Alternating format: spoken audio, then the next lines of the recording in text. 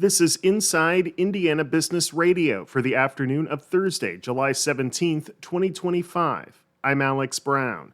The Greater Kokomo Economic Development Alliance is using a $40,000 grant from the Indiana Economic Development Corporation to launch a marketing and branding initiative for small businesses in Howard County. The Level Up Business Branding Program aims to grow local businesses with professional marketing tools and mentorship, says Alliance CEO Lori Dukes. The common thread that we've learned is regardless of if you're a service company or if you are producing something or whatever sector you're in, the common thread of need has been communications and marketing. That comes up almost in every business pitch competition that we've had. So for those seeking seed money or startup resources, we realized that commonality for marketing and communications. The first cohort of the year-long program will begin this month. Daystar Directional Drilling, a provider of underground utility services headquartered in Noblesville, is under new ownership. The company has been acquired by Ohio-based CST Utilities, though financial terms of the deal were not disclosed. Indiana University Health on Wednesday held a topping out ceremony to place the final steel beam on its $421 million hospital in Fort Wayne. Construction on the hospital began last September, and when complete, the facility will employ about 500 people. The hospital is slated for completion in May 2027. From the number one source for Indiana business news, this is Inside Indiana Business Radio. To succeed, you need to stay informed. You need to be engaged. And let's face it, you need to set yourself apart from the rest by connecting with a company that brings you the best. Because in today's environment, business is an ever-moving target, and we'll help you chase it. IBJ Media. The best of business is in us. Get started at ibjmedia.com/youngprofessional.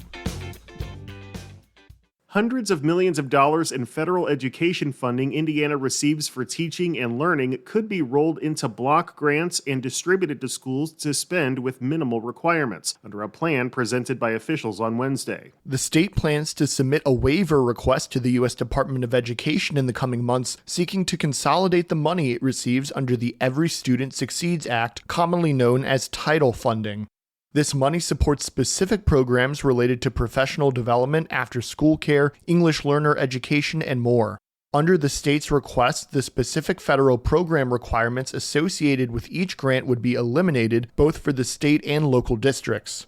That essentially means schools would be able to use any funding they receive to support any of the Title programs, rather than following current requirements for specific Title funds to serve specific students and purposes. Title 1A funding, which supports students from low-income backgrounds and is the single largest source of federal K-12 funding, would not be consolidated into the funds given to districts according to the state, which did not explain why. A common concern about consolidating federal funding in this way has been that it would direct money away from groups of students who need extra support. But Ron Sandlin, Chief Innovation Officer at the Indiana Department of Education, said the state's goal is to reduce reporting requirements associated with different streams of funding, as well as eliminate the workarounds that some districts have relied on in order to fund programs and teachers, like combining small grants to fund a large project. If approved by federal officials, the plan would go into effect for the 2026-27 school year. I'm Marek Mazurek for Inside Indiana Business Radio. Indianapolis-based Elevance Health cut its profit outlook for the year on higher medical costs in Affordable Care Act plans and lower reimbursement from Medicaid, the latest in a series of disappointments from health insurers in recent months. The forecast cut comes less than 2 months after Elevance confirmed its outlook despite rising cost trends. It's more evidence that insurers are struggling to contain persistent and widespread increases in medical expenses. On Thursday, Elevance lowered its adjusted earnings outlook for the year to approximately $30 per share. The company had previously forecast about $34 per share for adjusted earnings. Property development company Logistics Realty has its sights set on Frankfort as the location for a massive new data center campus that could see over $10 billion worth of investment and hundreds of new jobs. President Douglas Swain says the company is planning a 718-acre build-out on land northwest of Frankfort that it hopes to rezone for data center usage. We like the location there in Frankfort.